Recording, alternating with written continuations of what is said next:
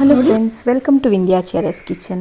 Friends, ನಾನು ಇವತ್ತು ತುಂಬ ಸಿಂಪಲ್ಲಾಗಿ ಮಾಡ್ಬೋದಾದ ಮಂಗಳೂರಿನ ನೀರುಳ್ಳಿ ಬಜ್ಜಿ ರೆಸಿಪಿಯನ್ನು ಮಾಡ್ತಾಯಿದ್ದೇನೆ. ನೀರುಳ್ಳಿ ಪಕೋಡ ಅಥವಾ ನೀರುಳ್ಳಿ ಬಜ್ಜಿ ಮಾಡಲಿಕ್ಕೆ ತುಂಬ ಸುಲಭ. ಕೆಲವು ಸಿಂಪಲ್ ಇಂಗ್ರೀಡಿಯೆಂಟ್ಸನ್ನು ಬಳಸಿ ತುಂಬ ಟೇಸ್ಟಿಯಾಗಿ ನೀರುಳ್ಳಿ ಬಜ್ಜಿಯನ್ನು ನಾವು ಮಾಡ್ಬೋದು ಮತ್ತು ತುಂಬ ಕ್ರಿಸ್ಪಿಯಾಗಿ ಮಾಡ್ಬೋದು. ಈ ಟೇಸ್ಟಿಯಾದ ಕ್ರಿಸ್ಪಿಯಾದ ರೆಸಿಪಿಯನ್ನು ಹೇಗೆ ಮಾಡೋದು ಅಂತ ನೋಡ್ಕೊಂಡು ಬರುವ. ಅದಕ್ಕಿಂತ ಮೊದಲು ನನ್ನ ಚಾನಲ್ಗೆ ಹೊಸಬರಾಗಿದ್ದರೆ ಚಾನಲನ್ನು ಸಬ್ಸ್ಕ್ರೈಬ್ ಮಾಡದೆ ನೋಡ್ತಾ ಇದ್ದರೆ ಪ್ಲೀಸ್ ಚಾನಲನ್ನು ಸಬ್ಸ್ಕ್ರೈಬ್ ಮಾಡಿ. ಈಗ ಇದು ಹೇಗೆ ಮಾಡೋದಂತ ನೋಡ್ಕೊಂಡು ಬರುವ. ಹಲೋ ಫ್ರೆಂಡ್ಸ್, ನಾನಿಲ್ಲಿ 6 ನೀರುಳ್ಳಿಯನ್ನು ಈ ಥರ ಉದ್ದುದ್ದಕ್ಕೆ ಹೆಚ್ಚಿಕೊಂಡಿದ್ದೇನೆ.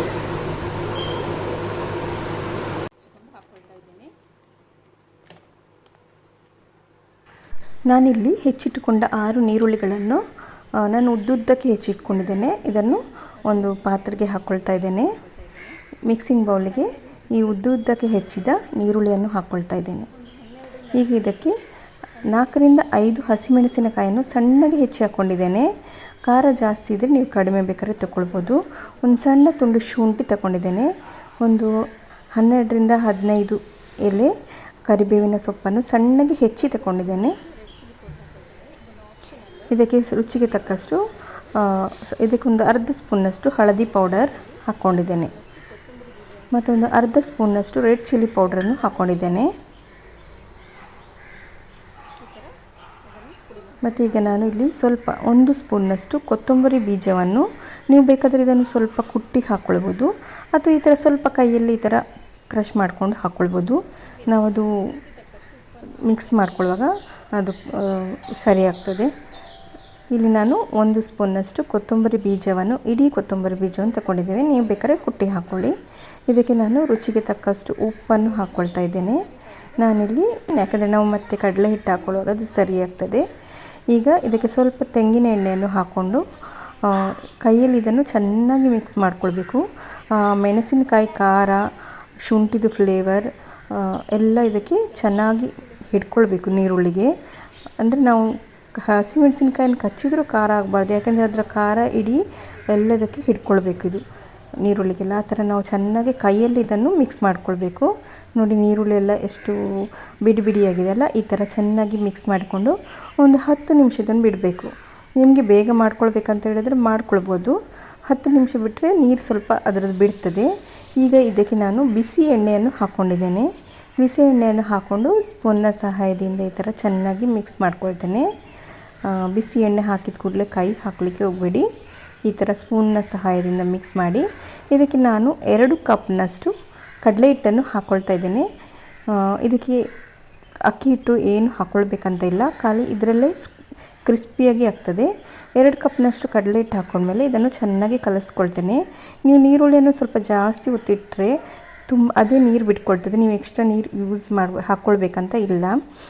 ನಾನು ಸ್ವಲ್ಪ ಬೇಗ ಮಾಡ್ಕೊಳ್ಳೋದ್ರಿಂದ ಇದಕ್ಕೊಂಚೂರು ನೀರನ್ನು ಹಾಕ್ಕೊಳ್ತಾ ಇದ್ದೇನೆ. ಚೆನ್ನಾಗಿ ಇದನ್ನು ಒಮ್ಮೆ ಕಲಿಸ್ಕೊಂಡ್ಮೇಲೆ ಒಂದು ಸ್ವಲ್ಪ ನೀರು ಹಾಕ್ಕೊಂಡಿದ್ದೇನೆ, ತುಂಬ ಹಾಕ್ಕೊಳ್ಳಿಲ್ಲ.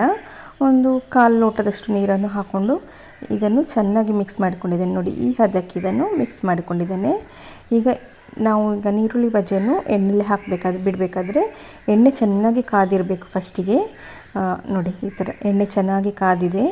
ಇದನ್ನು ಈ ಥರ ತಗೊಂಡು ಹಾಕ್ಕೊಳ್ತಾ ಇದ್ದೇನೆ. ನೀರುಳ್ಳಿ ಬಜ್ಜಿ ಹಾಕುವಾಗ ಎಣ್ಣೆ ಬಿಸಿಯಾಗಿರಬೇಕು. ಮತ್ತು ನೀವು ಹಾಕಿ ಆದಮೇಲೆ ಸ್ವಲ್ಪ ಮೀಡಿಯಮ್ ಹೈ ಫ್ಲೇಮಲ್ಲಿ ಇದನ್ನು ಕುಕ್ ಮಾಡಬೇಕು. ತುಂಬ ಹೈ ಫ್ಲೇಮಲ್ಲಿ ಕುಕ್ ಮಾಡಿದರೆ ಮೇಲ್ಗಡೆ ಸುಟ್ಟೋಗ್ತದೆ, ಒಳಗಡೆ ಹಸಿಯಾಗಿರ್ತದೆ. ಅದಕ್ಕೋಸ್ಕರ ಮೀಡಿಯಮ್ ಫ್ಲೇಮಲ್ಲಿ ಇದನ್ನು ಫ್ರೈ ಮಾಡ್ಕೊಳ್ಬೇಕಾಗ್ತದೆ. ಮತ್ತು ಇದಕ್ಕೆ ಸ್ವಲ್ಪ ಫ್ರೈಯಿಂಗ್ ಟೈಮು ಸ್ವಲ್ಪ ಜಾಸ್ತಿ, ಇದಕ್ಕೆ ಕುಕ್ಕಿಂಗ್ ಟೈಮು. ಅದಕ್ಕೋಸ್ಕರ ಮೀಡಿಯಮ್ ಫ್ಲೇಮಲ್ಲಿ ಚೆನ್ನಾಗಿ ಪೇಷನ್ಸಲ್ಲಿ ಇದನ್ನು ಸ್ವಲ್ಪ ಕುಕ್ ಮಾಡಬೇಕಾಗ್ತದೆ. ನೋಡಿ, ಇದು ಸ್ವಲ್ಪ ಬ್ರೌನ್ ಕಲರ್ಗೆ ನಾವು ಬರಬೇಕು, ಅಷ್ಟರವರೆಗೆ ನಾವು ಇದನ್ನು ಕುಕ್ ಮಾಡಬೇಕು. ಇಲ್ಲಾಂದರೆ ಈ ಥರ ಲೈಟ್ ಬ್ರೌನ್ ಬರುವಾಗವೇ ತೆಗೆದ್ರೆ ಒಳಗಡೆ ಕುಕ್ ಆಗಿರೋದಿಲ್ಲ, ಹೊರಗಡೆ ಮಾತ್ರ ಬೆಂದಿರ್ತದೆ ಮತ್ತು ಕ್ರಿಸ್ಪಿಯಾಗೂ ಬರೋದಿಲ್ಲ. ಅದಕ್ಕೋಸ್ಕರ ಕಲರ್ ಸ್ವಲ್ಪ ನೋಡಿ, ಈ ಕಲರ್ ಬರಬೇಕು, ಅಷ್ಟರವರೆಗೆ ನಾವು ಇದನ್ನು ಬೇಯಿಸ್ಕೊಳ್ಬೇಕು. ಈಗ ನೋಡಿ, ಇದು ಚೆನ್ನಾಗಿ ಕುಕ್ ಆಗಿದೆ. ಈ ಕಲರ್ ಬಂದರೆ ನಮಗೆ ಕ್ರಿಸ್ಪಿಯಾದ ಟೇಸ್ಟಿಯಾದ ನೀರುಳ್ಳಿ ಬಜ್ಜಿ ರೆಡಿಯಾಗಿದೆ ಅಂತ ಅರ್ಥ. ಈಗ ಇದನ್ನೆಲ್ಲ ನಾನು ತೆಗೆದುಕೊಳ್ತೇನೆ. ನೋಡಿ, ಇದನ್ನು ಆಗಾಗ ನಾವು ಮಗ್ಚಿ ಹಾಕ್ಕೊಳ್ತಾ ಇರಬೇಕು. ತಿರುಗಿಸ್ಕೊಳ್ಳೋದ್ರಿಂದ ಇದು ಎಲ್ಲ ಒಂದೇ ಕಲರ್ ಬರ್ತದೆ. ಈವನ್ ಆಗಿ ಕುಕ್ ಆಗ್ತದೆ. ಈಗ ಇದು ರೆಡಿಯಾಗಿದೆ, ಇದನ್ನು ತೆಗೆದುಕೊಳ್ತಾ ಇದ್ದೇನೆ. ನೋಡಿ ಇಷ್ಟು ಕ್ರಿಸ್ಪಿಯಾಗಿ ಕಾಣ್ತದೆ ನೋಡಲಿಕ್ಕೆ.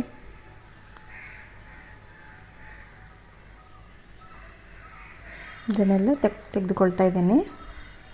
ಈಗ ನೆಕ್ಸ್ಟು ಹಾಗೆ ನೀರುಳ್ಳಿ ಬಜ್ಜಿ ಹಾಕುವಾಗ ಗ್ಯಾಸ್ ಫ್ಲೇಮನ್ನು ಸ್ವಲ್ಪ ಹೈ ಮಾಡ್ಕೊಳ್ತೇನೆ. ಮತ್ತು ಹಾಕಿ ಆದಮೇಲೆ ಮೀಡಿಯಮ್ ಫ್ಲೇಮಲ್ಲಿಟ್ಟು ಕುಕ್ ಮಾಡ್ತೇನೆ.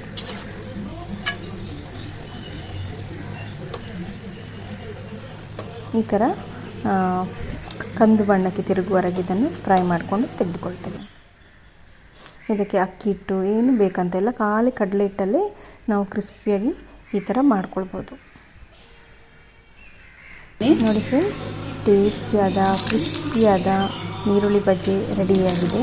ನೋಡಿ ಎಷ್ಟು ಕ್ರಿಸ್ಪಿಯಾಗಿ ಉಂಟಲ್ಲ. ನೀವು ಒಂದ್ಸಲ ಟ್ರೈ ಮಾಡಿ. ನನ್ನ ರೆಸಿಪೀಸ್ ಎಲ್ಲ ನಿಮಗೆ ಇಷ್ಟ ಆಗಿದ್ರೆ ನನ್ನ ಚಾನಲನ್ನು ಲೈಕ್, ಶೇರ್ ಮತ್ತು ಸಬ್ಸ್ಕ್ರೈಬ್ ಮಾಡಿ. ಒಂದ್ಸಲ ಟ್ರೈ ಮಾಡೋದನ್ನು ಮರಿಬೇಡಿ. Thanks for watching.